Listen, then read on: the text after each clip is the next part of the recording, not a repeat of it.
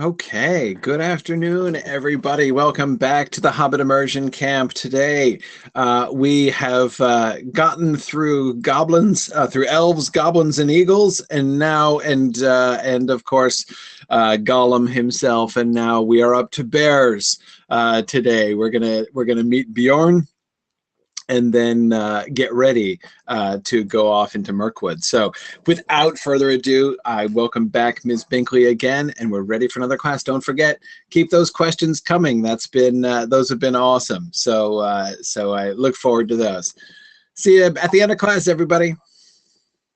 Well, hello, Tolkien scholars, and welcome to our fourth class. Today we're going to take a look at Chapter 7 and Chapter 8.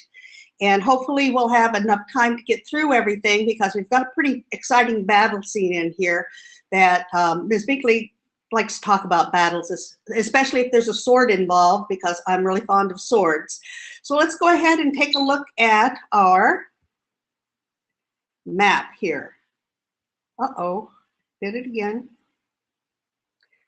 But I have there we go, I have a trick now. Okay, so once again, just to refresh our memories, we're here in Hobbiton, doo. We came and saw the trolls, tracked to Rivendell. They tried to go over the mountains, instead went through the mountains under hill. Then they ended up coming out here.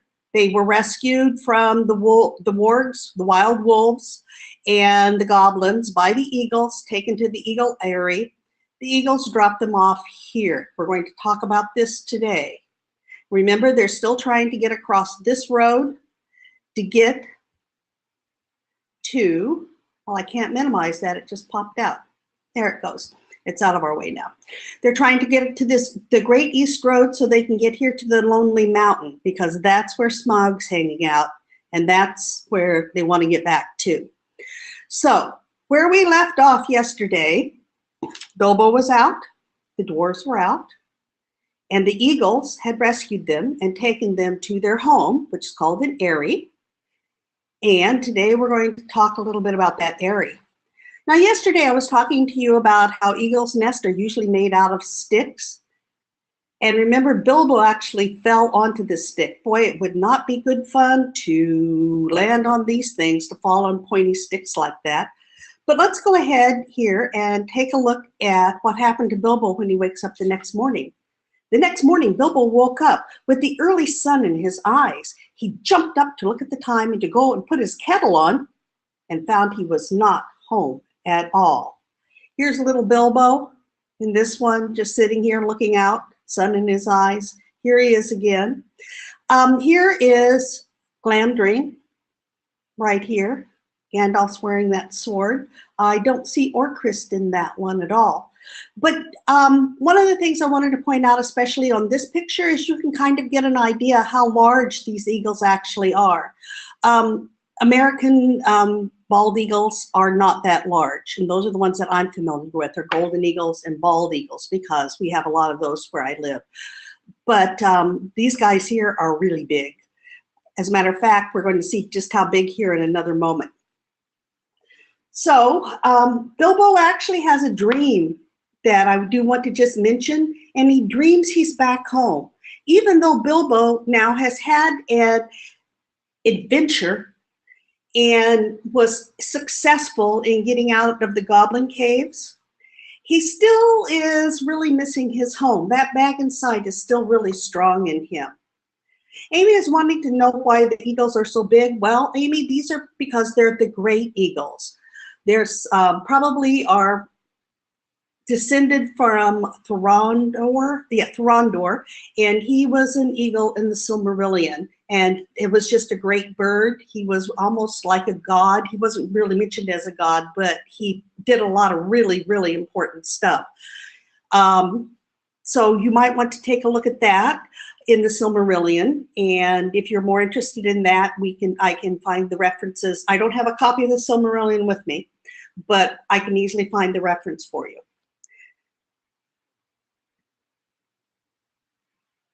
Okay, Declan is asking a question about how you pronounce Smaug. The A-U, it's spelled S-M-A-U-G, Smaug. So whenever you say in English, whenever you say an AU, your jaw actually drops down and your mouth opens. And so it's an open sound. It's not a closed sound like ah, it's an ah. So you would just say smog. So that's a very good question. I'm glad you asked that. That's a philological question, incidentally, about how words originate. So Tolkien was a professional philologist, the person who studies the history of words. So Declan, maybe you'll grow up and be a philologist just like Tolkien. Okay, we have some questions about the age of the Lord of the Eagles. That's not really mentioned in any place that I'm familiar with, Juliana, but once again, I can probably find out if it is mentioned, and I'll make a note of that, and if I find that, I'll bring it up again.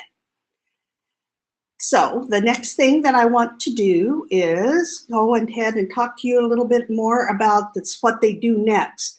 Now, Gandalf had a familiarity. He knew of the Eagles and they knew of him. They weren't like good buddies or anything, but they had known each other in passing every now and again.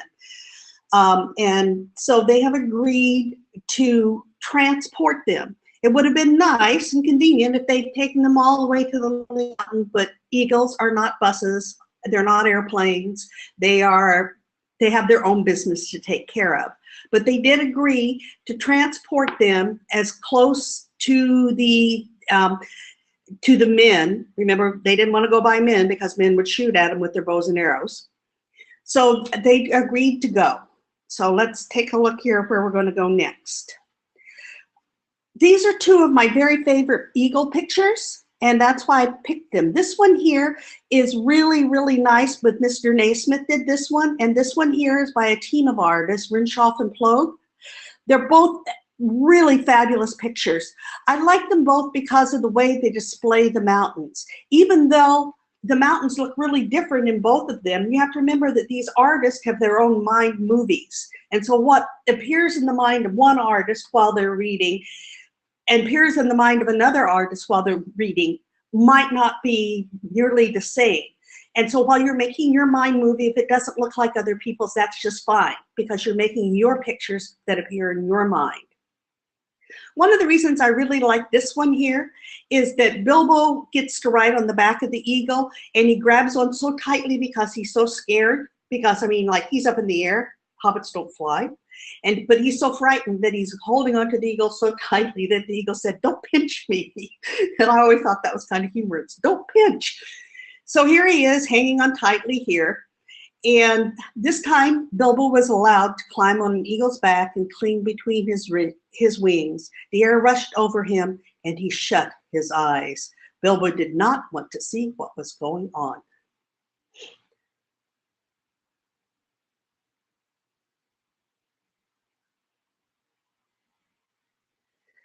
Here are a couple of more really dramatic pictures of the eagles transporting them. They agreed to take the company to the Carrock, which is this large rock in the middle of the Great River. And if you look here in this one, you can see it's back here quite a ways off in the distance. Here they are coming closer. I really like these because you really get the sense of how free the eagles are while they're flying, even with the dwarves, a wizard, and a hobbit on their backs. They're just freely flying them, and they're taking them to this stone here in the middle of the river. Jubilee is wondering if these eagles can fly higher than the normal eagles. You know, there is a mention in the Fellowship of the Ring about how high the eagles can fly, and that Legolas, who had really, really, really good eyes, could see a hunting eagle, and Legolas had such good vision that he could see things at a further distance than men or dwarves. And they were just right on the edge of his vision.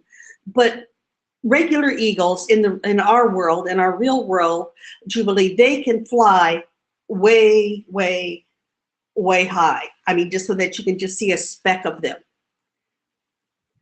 Okay, Professor Olson has just made a mention that the Lord of the Eagles is not given a birth date anywhere. So we don't really know how old they are, but we can assume they're pretty ancient because they're kind of wise here. So I hope, Juliana, that answers your question.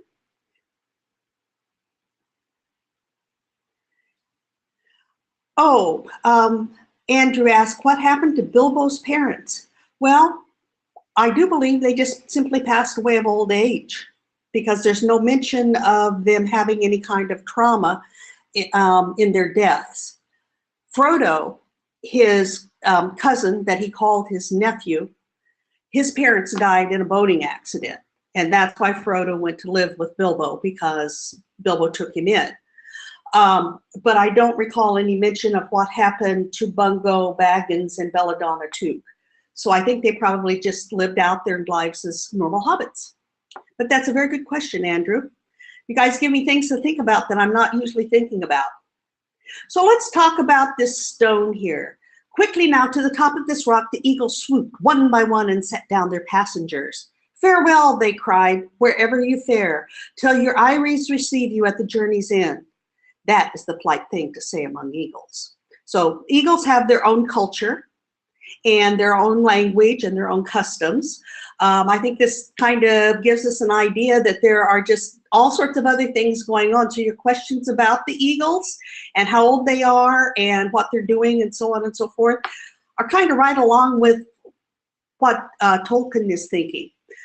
We don't get a lot of writing about it, but I'll bet you he was thinking about it.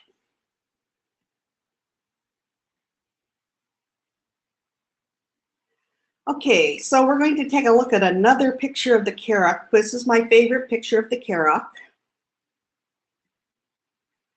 My favorite one ever. I've seen many. I like this one because of what I'm going to read to you. So let's pay attention to the details in here.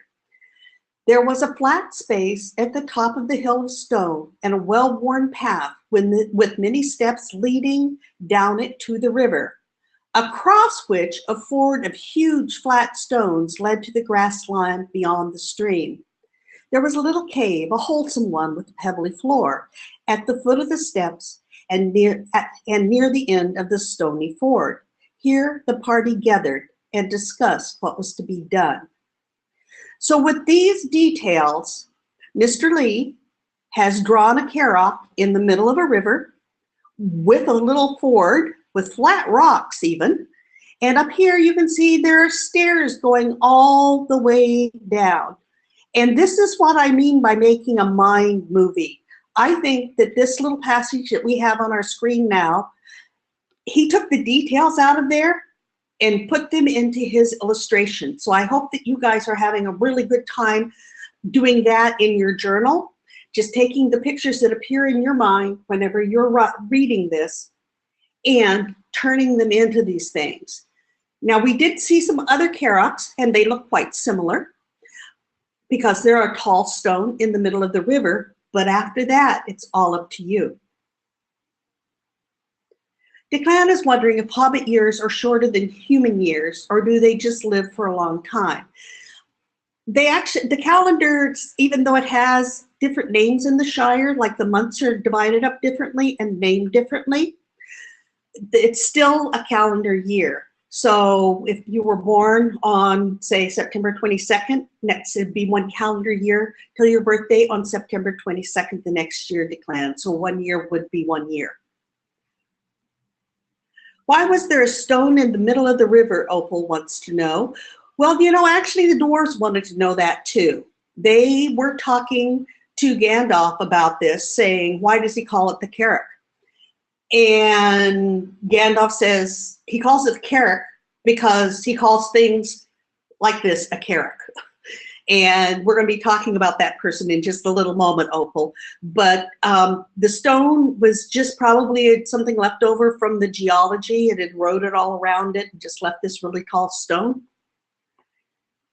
Willaf is wanting to know if is there a mention of how the king of eagles became the king of birds.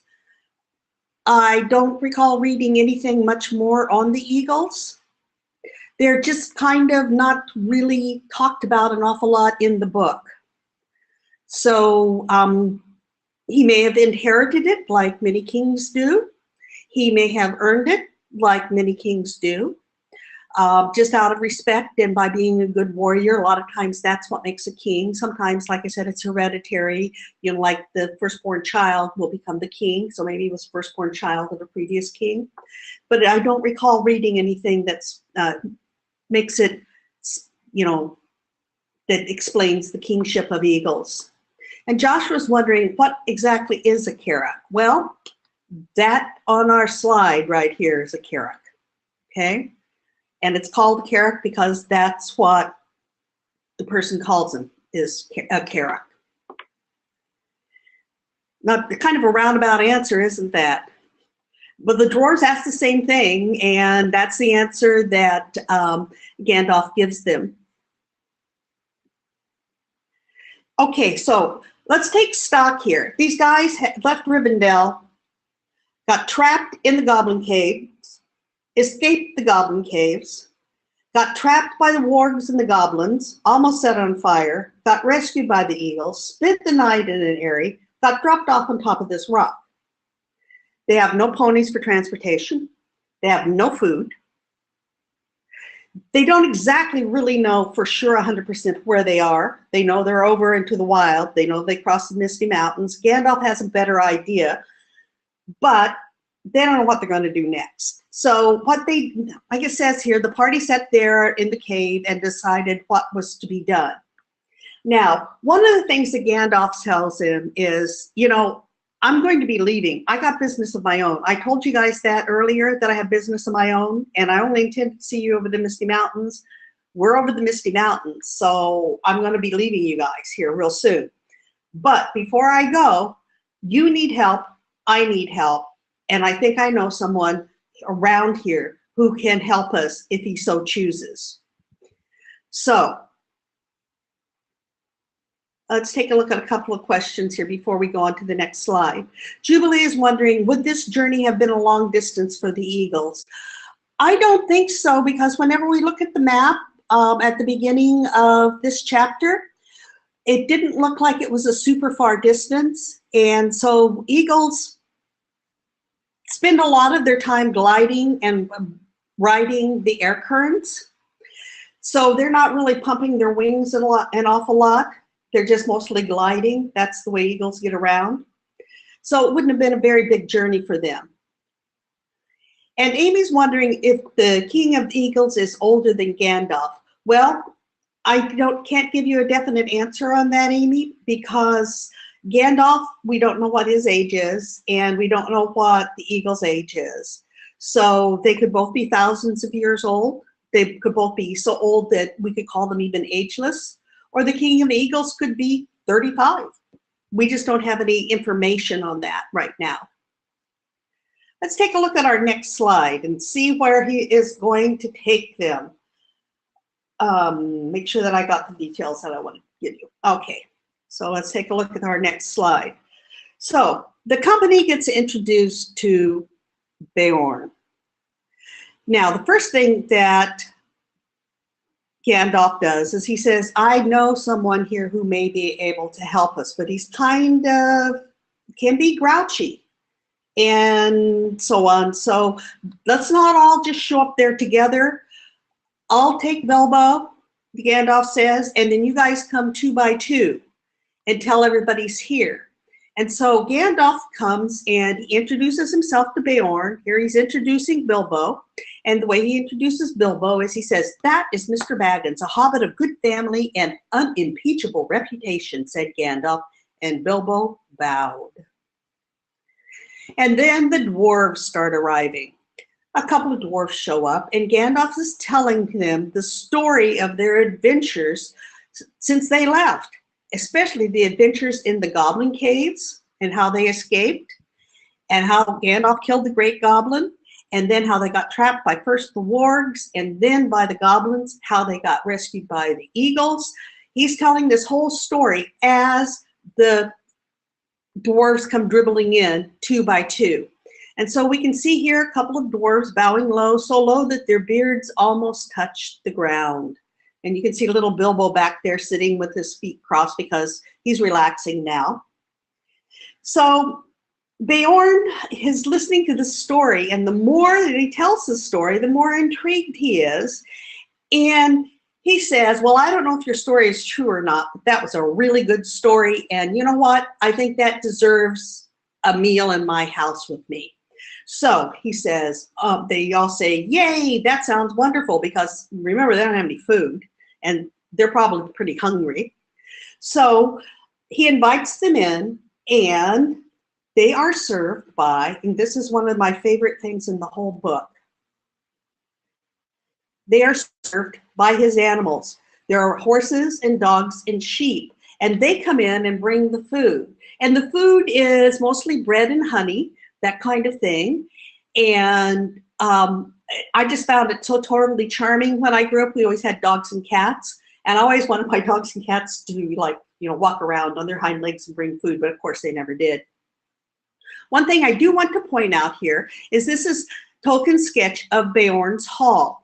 And you see there's a big fire here, and up here at the top are the shutters so that they open up to let the smoke out. And then here's a nice long bench for everybody to sit at. So Beorn says to them, a very good tale, said he, meaning Beorn, the best I've heard for a long while. If all beggars could tell such a good one, they might find me kinder. You may be making it all up, of course, but you deserve supper for the story all the same. Let's have something to eat. Yes, please, they, the company, all said together. Thank you very much. So they found food and rest at Beorn's house. But as they all bed down for the night, Beorn vanishes. Poof, he's gone. And then Gandalf vanishes. He's gone. Well, remember, Gandalf said he was going to leave him. Maybe he's gone. Where did they go? Well, Beorn went to see if their story was true. He's going to go back and he's going to look for these things. And Gandalf went to follow Beorn to see what he was up to. So eventually Beorn comes back and he realizes that they have told them the truth and that they really are in need of help. So he gives the promises to give them help. And he says he'll give them food and skins to hold water. But not only that, he will loan them his ponies so that they can ride. But the other things he tells them is that the Great East Road, you can't get through it going through Mirkwood. Sorry, guys, it's infested with goblins. You're not going to survive. And he said, even if it didn't have goblins, the east end of the road has turned into swamps and marshes you'll never get through. So everybody goes like, oh man, that's really bad news. And so he said, but there is another path. There's the forest path. You can go through there. It will be dangerous, but you can get through that way. So he gives them some more information about the forest road. He warns them that there's one stream that's enchanted and it runs black. So the water in it looks black. It's an enchanted stream. And if you get wet in the stream, you will get great drowsiness. Okay, so the company understands that.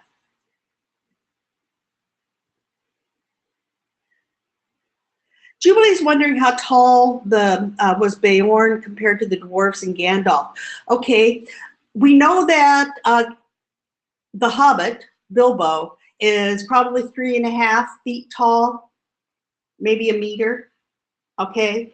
And it says in the book that he can actually walk between Beorn's legs. Beorn is wearing like a tunic, and the tunic comes down to his knees, and Bilbo can actually walk underneath there, between his legs. So he's a pretty tall guy, probably 8 feet tall, maybe. Wonder if he played basketball. Oh, Kevin's wondering why the stairs on the Carrock would be worn so much. And who would need such a big rock? Well, one of the things you have to remember is that it would be used by Beorn. We don't know how old Beorn is either. And so he could have been using it for a really, really long time to go up and look around. It would give you a good view of the whole area. That's one of the things about nice high places. You can see what's going on in the surroundings, watch for danger, make sure things are safe, or just go up for the view. Will F is wondering, do you think that if Beorn had not found the Worgen goblin, they wouldn't have make it through? You know, that is a very good question. If he had not found that their story was true, who knows what could have happened? Now, you have to remember, who is Beorn? Is he a man who can turn into a bear, or is he a bear who can turn into a man? And if he's if he's angry and decides that they were lying to them, I don't think that the company would have had much of a chance. But fortunately, it was true. And Jubilee just asked how old Beorn was, and I have not read anywhere how old he is. So we do find out a little bit, tiny bit about his backstory, that he did at one time, his family lived in the Misty Mountains. There's a little bit of a mention of that, but how long ago? It's not really told. So they ride the ponies, and they get to the forest gate. Now here are two different views of the forest gate. So let's read here what they talk about. By afternoon, they traveled more than one day, but by afternoon they had reached the eaves of Mirkwood, and they were resting almost beneath the great overhanging boughs of its outer trees. Their trunks were huge and gnarled. The branches twisted. Their leaves were dark and long. Ivy grew on them and trailed along the ground. So you can see Gandalf here on the horse. You see him back here in the distance.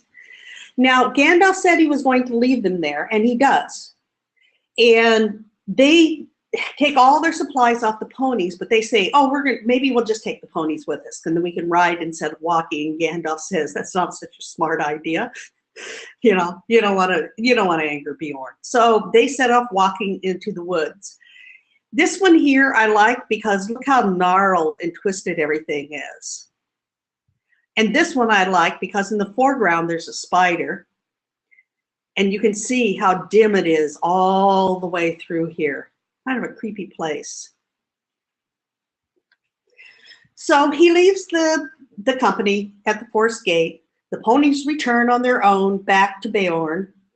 And Gandalf, just as he leaves, the last thing he tells them is, don't leave the path. Don't do that. That's the last thing he says. So let's take a look at some more questions here. Did the goblins know about Beorn? Jubilee, you know, I'm pretty sure that they knew about Beorn because Beorn did not like goblins and probably hunted them either as a man or as a bear. And Jubilee was wanting to know if he could turn into a bear since his childhood. Probably. I would like to think that.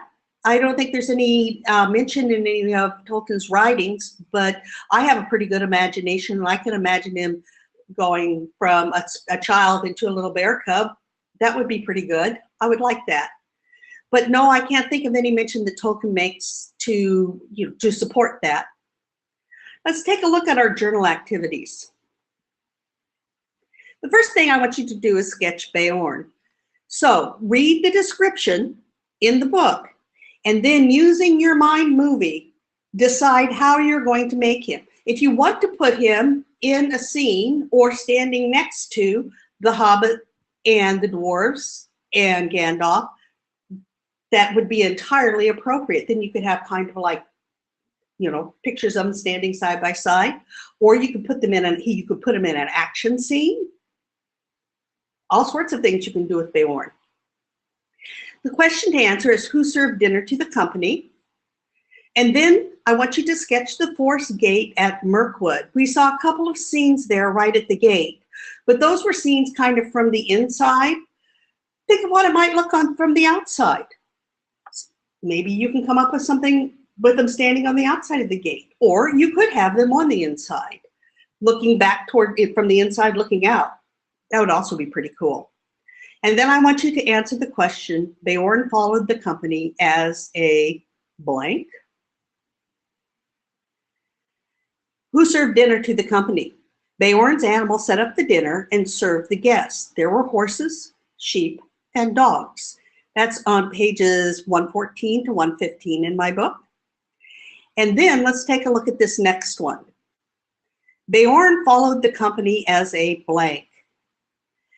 The first mention here on page 124 is, as the light faded, Bilbo thought he saw, away to the right or to the left, the shadowy form of a great bear prowling along. But if he dared to mention it to Gandalf, the wizard only said, hush, take no notice. Later on that page, whenever they're talking about taking the ponies into Mirkwood with them, Gandalf says, Beorn is not as far off as you seem to think. Mr. Baggins' eyes are sharper than yours. If you have not seen each night after dark a great bear going along with us. So Beorn followed them as a, yeah. So he was watching those ponies to make sure that they were safe.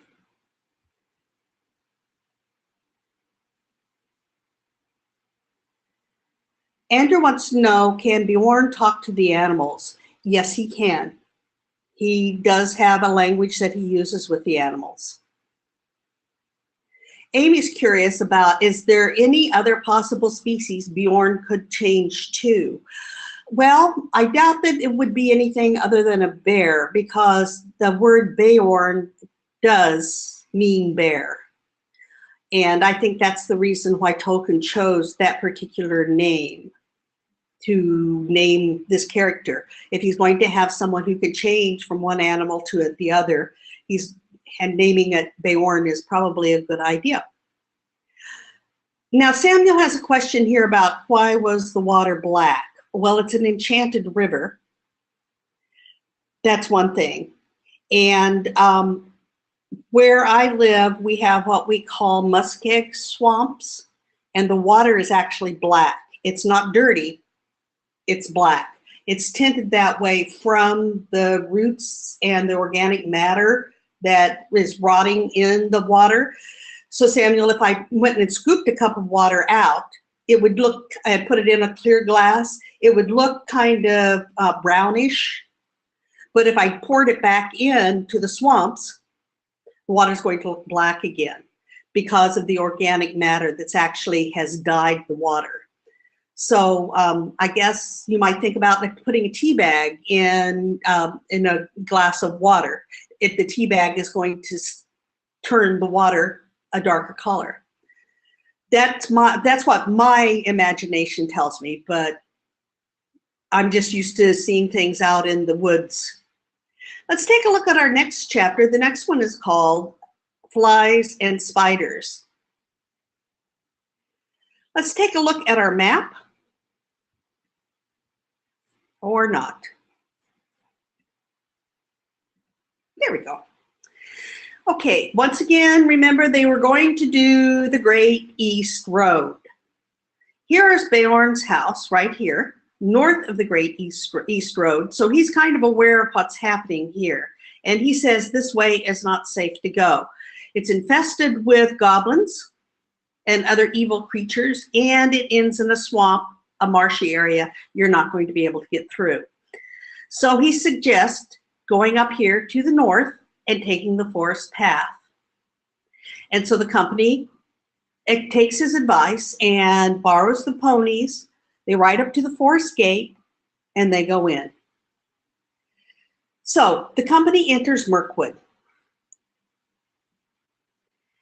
And occasionally a slender beam of sun had the luck to slip in through some opening in the leaves far above, and still more luck in not being caught in the tangled boughs and matted twigs beneath, stabbed down, thin and bright, below them. Look at Mr. Naismith's drawing. You can see the light kind of hitting here on this branch, and then it's coming down and hitting here enough that it actually even makes a shadow. But if you look back a little bit, it's all kind of dark. And whenever Tolkien described the trees as twisted, boy, Mr. Naismith's mind movie really twisted those trees. I just find this picture fascinating, mainly because of the light coming in. He just like he reads this passage and he makes his mind movie, and I'm hoping that's what you guys are doing.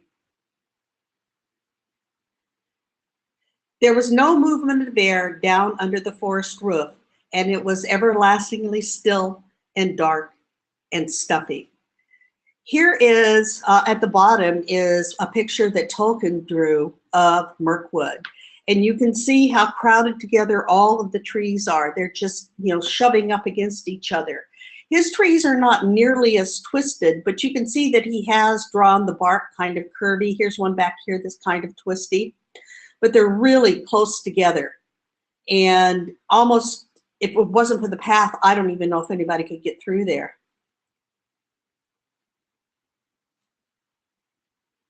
So they can see the forest path ahead in the gloom.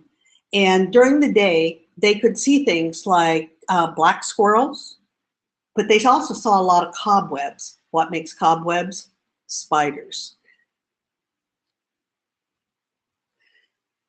They cross, okay, they are going to come up to the enchanted river. They cross it on a boat that they managed to find. Bilbo spots it through the gloom across the river, and they manage to throw a hook over and draw it back. And that's how they got across the enchanted Black River. How big are the spiders, Gabe wants to know. Well, they talk about them being giant, and almost every illustration that I've ever seen shows the spiders to be about the same size as Bilbo. Jubilee is wondering, are there any other woodland creatures? Well, we're going to be talking about some of the woodland creatures, Jubilee. They talk about when at night when they're camping, that they can see eyes. They just kind of eyes come and look around them. And so they decided, oh, well, we'll just build a fire, and then that way the eyes will stay away. But actually it attracted more things, including big moths with big eyes, and even more eyes came to look at the fire. So they said, no, we're not going to do that.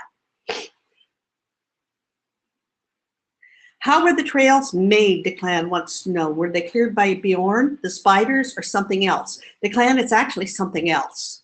If you look carefully at our map on the slideshows, they call it the elf path, but I've always called it the forest path. Okay, so they find the enchanted river and they cross it on a boat. While they're crossing the river, several things happen all at once. Mysterious things.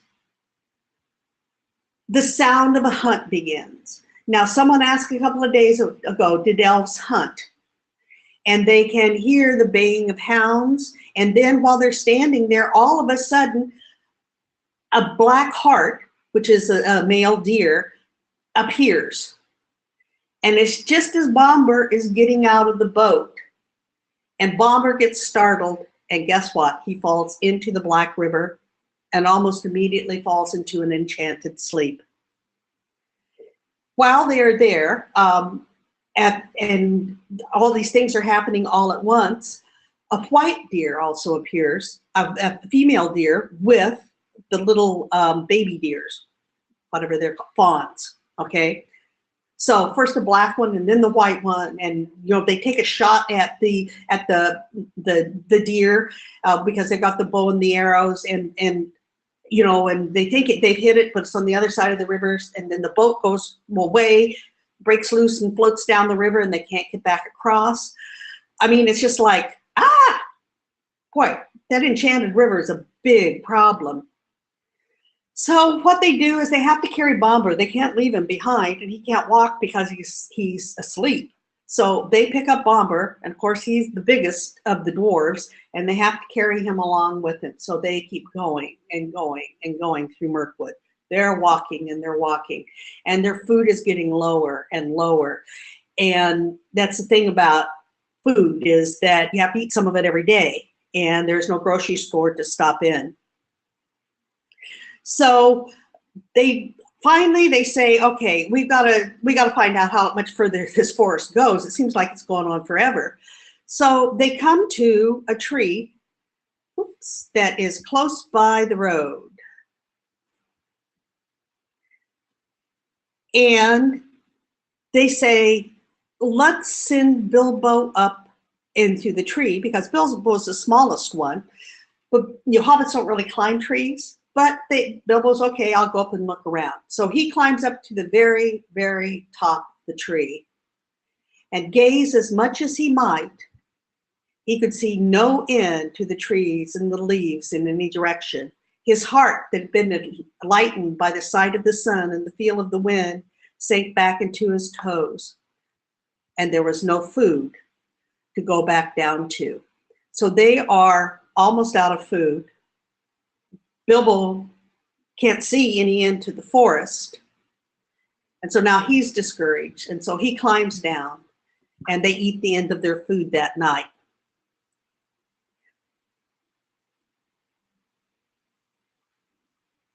Will F has a very interesting question, and I don't know the answer to this one.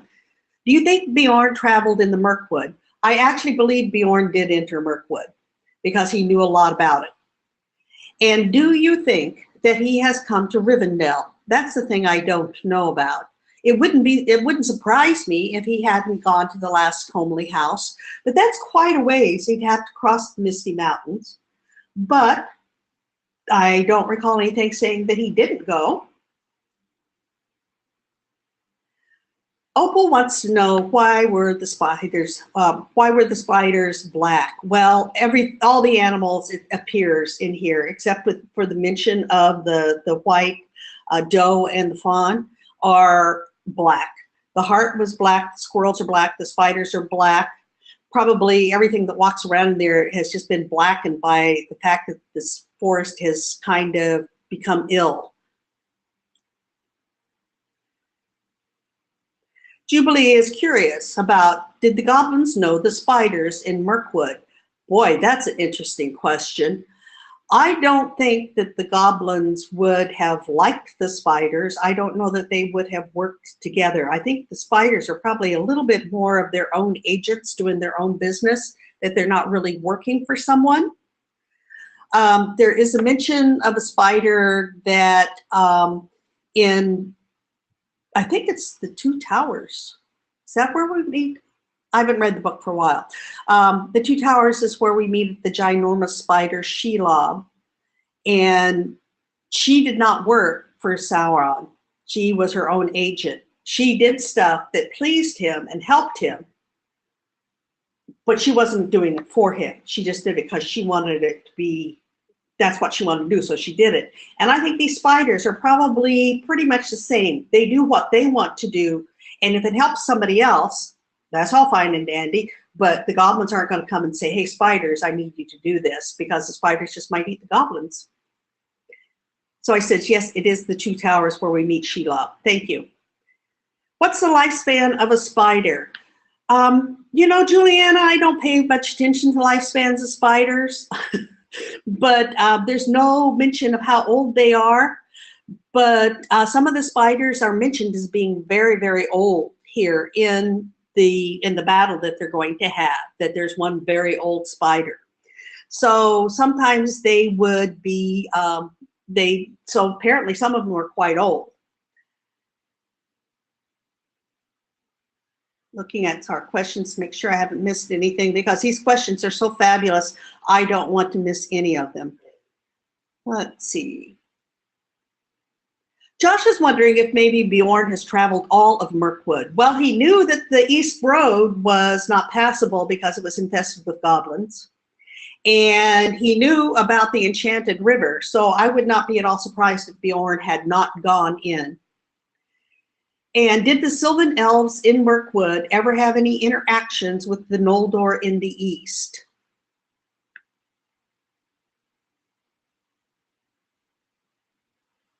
There is a part in The Hobbit where they talk about the interactions and the history of the elves briefly.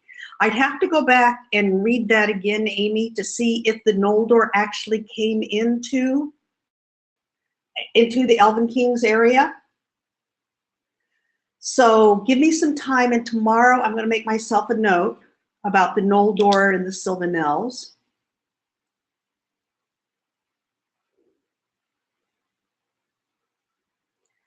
And I'll find that quote in the book, and we'll talk about it then. It's a very good question. The Sylvan Elves, the elves that live in the forest here, are not Noldor. They are not high elves. They never went to fairy. And that Tolkien says that point blank in The Hobbit. And I'm trying to keep what happens in The Hobbit separate from what happens in other stories, especially with the elves and their interactions. But there may be a mention of an interaction with the Noldor, and I'll check on that for you. So as I said, Bilbo climbs down the tree. They run out of food. Just as they run out of food, Bomber wakes up. Oh, Bomber. And he talks about his dream. His enchantment has been a dream of food. Now, several things happen in this story here really fast. And so let's see if we can get through all of these. They run out of food, and they still have to walk with no food. And all of a sudden, they notice one night, they look off in the distance, and they see a light in the forest. Well, the last time they saw a light in the forest turned out to be trolls. But they decide, we're going to have to leave the path. What Gandalf tell them? Don't leave the path. But they left the path anyway because they're starving. And they come up to the lights, and they look at it, and they see all this food, and they smell the food, and they see these people, and the people are all talking and singing and having fun. And they all run in saying, we're hungry, and poof, all the lights go out and everybody vanishes. And they had a terrible, terrible time finding each other after the fires went out. But they all find each other, and they all get back in there together in the group again. And they say, we better stay here until it's light because we don't know where the path is. We got off the path. But then a little bit later, they see the lights coming up again. And this time they decide, we've got a burglar. He's sneaky and has an invisibility, but they don't know about his ring yet. He's sneaky, so we're going to send him in. We're going to send him in because he is little and friendly looking and won't scare him. So they send in Bilbo, and before Bilbo can get out the ring and put it on and be invisible and check it out, he's in there, and poof, everything vanishes again. And it's dark again, and they all run up. They're running around and so on and so forth. And all the dwarves find each other, but they can't find Bilbo. So finally they find Bilbo, and he's asleep, having a dream. And guess what? It's the same kind of dream Bomber's having. He's dreaming of wonderful food. And Bilbo says, I'd rather just keep dreaming. But nope, they all get back together again. The third time, the lights come on again. There's even more light. They hear singing, they hear harps playing. So they sneak up, and Thorin has just had it. He's thinking to himself, hey, I'm the boss of this company. I'm an important dwarf. I'm just going to go in there, and I'm just going to explain to him, we're starving. Would you please help us here? And poof, everything's dark again. And they're all running around, and this time they don't find each other. Nope, no luck. What happens is they're all running around, and Bilbo gets tired out, and he lays down and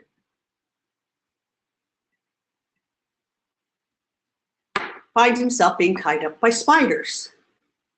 Well, there's only one spider there, and it's wrapping him up. And so he takes out, remembers his little knife, and he takes it out, his sword actually, and he cuts all of the cords, and then he stabs the spider to death. So let's read this thing here, because this is an important change for Bilbo. The spider lay dead beside him, and his sword blade was stained black. Somehow, killing the giant spider all alone by himself in the dark, without the help of the wizard or the dwarves or anyone else, made a great difference to Mr. Baggins. He felt a different person, much fiercer and bolder, in spite of an empty stomach. As he wiped his sword in the grass and put it back in its as he wiped the sword and put it back in its sheath. I will give you a name, he said to it. I shall call you Sting. It's really important when a sword gets a name. So he has named his sword Sting. This picture here, I don't think it is glowing. because it doesn't glow blue. So I don't think there's any goblins around, but I think that's just the silver of the sword going into the spider. And here he's doing battle, or here are the spiders coming after him. Now, he gets pretty angry with the spiders, and the spiders get pretty angry with him.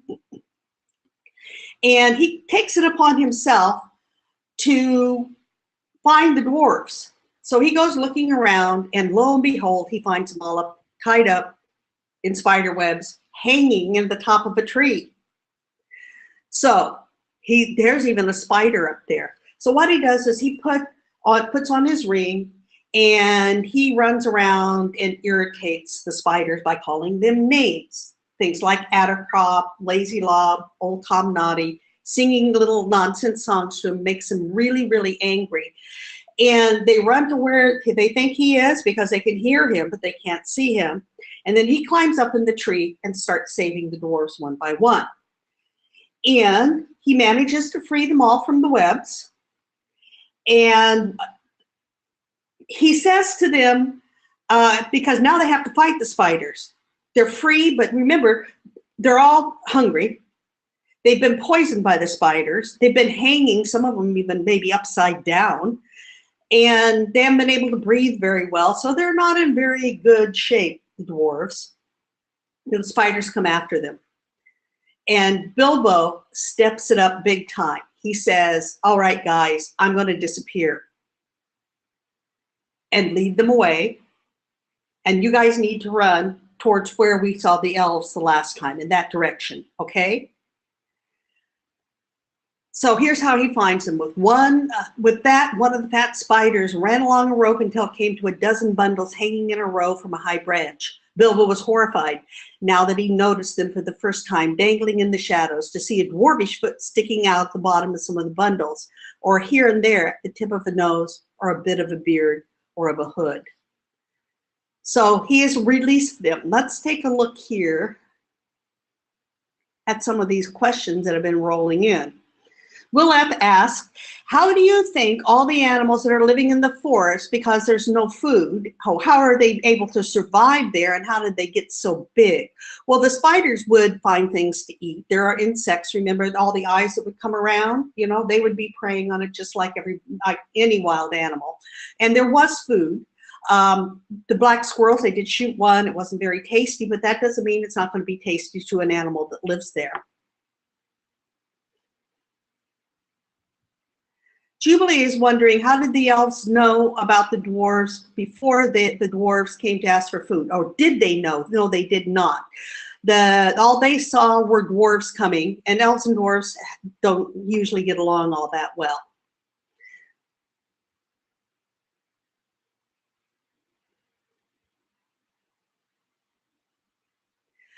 Okay, Allison is asking a question about the significance of Old Tom Noddy and Addercop. Is that a reference to an outside source, or is it just something Tolkien made up?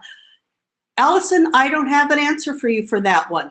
I think that might be one that we want to ask Professor Olson about, because he knows a little bit more about the sources that Tolkien referred to when he was writing his books. And so, Professor Olson, make a note of that one. I'd like to know this. Thank you for asking that, Allison. Why is it important for the sword to have a name? I think that it gives the warrior who's using the sword, Jubilee, I think it gives them a sense of ownership and a sense of pride whenever the sword has been named. Would they eat the spiders? Ooh, icky, no. Sorry, Amy. Jubilee wants to know, would the spider poison slow down the dwarfs' movements? According to what Tolkien wrote, yes, they were groggy from the spider poison. And Joshua says, if the dwarves are poisoned, how are they not dead? Sometimes animals will just subdue their prey because they want it fresh. Some animals will only eat live prey. Some animals will eat dead things. It kind of depends on the animal. And so apparently these spiders like to have things alive. Amy's wondering if the elves were scared away by the spiders and the dwarves, or the dwarves. The elves actually despise the spiders. It's the only thing that they treat ruthlessly, and it's mentioned in the chapter right at the very end. So I think that what they were scared away is whenever the dwarves burst in. They don't trust dwarves. And Mira wants to know why the elves and the dwarves don't get along. Tolkien does talk about it in the chapter. We're not going to have enough time to get into that today. So I would encourage you to read the last few pages of the chapter again, Mira. And it does talk about the controversy between elves and dwarves and the fact that Thorin's family was never a part of that controversy.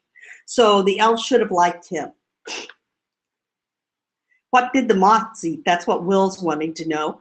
I don't know. Moths usually eat nectar, don't they? Although maybe there are some moths that are carnivorous. Not sure. So anyway, they are all there together now. There's a big battle. Bilbo engages the spiders, drives them off. They manage to escape, and they're all laying there resting, and then all of a sudden they notice, oops, we're missing Thorin. Did the spiders is he still with the spiders? Is he someplace else? We don't know where he is. That's because Thorin had been caught much faster than the company had. The king, the Elven king, and here we have some depictions of him. This one here with the beard and all is really quite dramatic. And here we have him sitting with the crown of leaves on his head. But anyway, they had captured Thorin. And the king looked sternly on Thorin when he was brought before him and asked him many questions, but Thorin would only say that he was starving. Very well, said the king, take him away and keep him safe until he feels inclined to tell the truth, even if he waits 100 years. So Thorin is now in jail, but they did treat him kindly. They locked him up, but they gave him food and drink. It wasn't the best and the fanciest, but at least he had food. So he was lucky in that regard. Excuse me, let's talk about our journal drawings. And I want you to sketch the spiders attacking the company. Now, this is where you guys can really let your imaginations go, because remember, you can either them attacking the company, the dwarves, whenever they attack them and tie them on top of the trees, or whenever they're escaping the spiders. And what did Bilbo name his sword? We already know that, but I do want you to read that section and make sure you really understand the naming of the sword. Then sketching the Elven King's Hall. Tolkien gives a really big description of it, and read that over and get your mind movie going and sketch it. You can even put people in there. And then who captured Thorin? Let's take a look at these.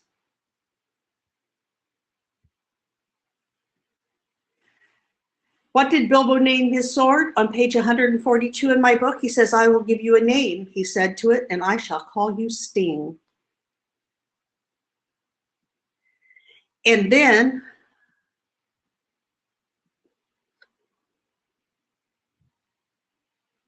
there. Who captured Thorin? On page 151 of my book, Thorin had been caught much faster than they had. You remember Bilbo falling like a log into sleep as he stepped into the circle of light? The next time it had been Thorin who stepped forward, and as the lights went out, he fell like a stone, enchanted. All the noise of the dwarves lost in the night, their cries as the spiders caught them and bound them, and all of the sounds of the battle the next day had passed over him unheard. When the wood elves had come to him, then the wood elves came to him and bound him and carried him away. Let's take it. We have a couple of minutes left, so let's go ahead and take a look at the last few questions here. Declan is wondering if there are any evil dwarves. Well, not so much in this book, but there are some dwarves who were not very nice people in the Silmarillion. And there were also some dwarves in the Silmarillion who are pretty nice people. So it kind of depends on the story that we're reading. And Amy is asking, where would the wolves, where would the elves of Mirkwood get their food? Well, Amy, come tomorrow because we are going to be talking about that. So if there are no other questions, we are at the end of our time. Tomorrow we'll carry on with our story, and we will see what happens to the dwarves. And I will be researching the relationship between the Noldor and Sylvan elves. And the other thing that I wanted to do was make sure that you go back and read the end of the chapter about the description of the Elven King's Hall, and take that and turn it into your mind movie. So if there are no other questions, then I think that we will say good night to you and see you tomorrow. Good. Actually, I could try very briefly to answer the Attercop question, Allison's Attercop question. Yeah, Yes, that's a great question. It's a fantastic question. So Tom Noddy is just a made-up word as far as we can tell, but Attercop is a much more interesting word. Attercop is a word that Tolkien got from Anglo-Saxon, from ancient English. And this comes from a couple words that you actually know. Though they kind of look different and mean different things in modern English. Think about the word cobwebs, right? Have you ever wondered why we call them cobwebs? Like they're webs, obviously, right? But why cobwebs? Like where does the word where does the cob come from in cobwebs? And the answer is from the Old English word for spider. Cop, C-O-P, was the Old English word for spider. And so that's what we still call them, cobwebs, which meant spider webs, literally back in Old English. So that's where the cop part of Attercop comes from. The word adder is just like the modern English word adder, the poisonous snake, A-D-D-E-R. So an Attercop means a poisonous spider, you see. But Tolkien talks about it, like when Bilbo uses it, when he calls them Attercop, they're insulted by this. It just literally means poisonous spider, so it's not like a very insulting kind of word to use. But because it's, Tolkien has made up, he made up the word, but he kind of put it together from different Anglo-Saxon words, and he turns it into, like, going back and using that Anglo-Saxon word, he turns it into an insult, which for some reason he tells us just like infuriates the spiders to be called Attercop. And I don't know why it makes the spiders as angry as it does, but that's where he got the word from. He often really liked to use old words like that. You may remember, if you paid attention, that Bilbo uses the same word in his song. When he talks about lazy lob and crazy cob are weaving webs to bind me, lob and cob are both different forms of that same Anglo-Saxon word for spider. So both of those things, lazy lob and crazy cob, are both spiders. So there we go. Okay, so just that's the quick Attercop answer. Thank you very much. I knew that it had something to do with Anglo-Saxon or Old English, but I wasn't really sure. Yeah, so thanks for that. No problem. No problem. Well, thanks, everybody. Awesome questions again today. That was really fun. And I look forward to getting more inside with the elves and doing elves and barrels tomorrow. And I think I'm gonna come back tomorrow and I'll answer some other questions. I'm gonna go back, actually, a couple of the questions you guys have asked earlier in the week that I'm going to want to come back to, I think, a little bit and talk a little bit more about, because you guys have been asking such awesome questions. But definitely, if there's anything else that you would like me to talk about a little bit tomorrow, we're going to take a little bit of extra time for me to answer some questions tomorrow too, so we can do that. So thanks, everybody, for joining us, and we'll see you guys tomorrow afternoon. Bye now. Bye-bye, everyone.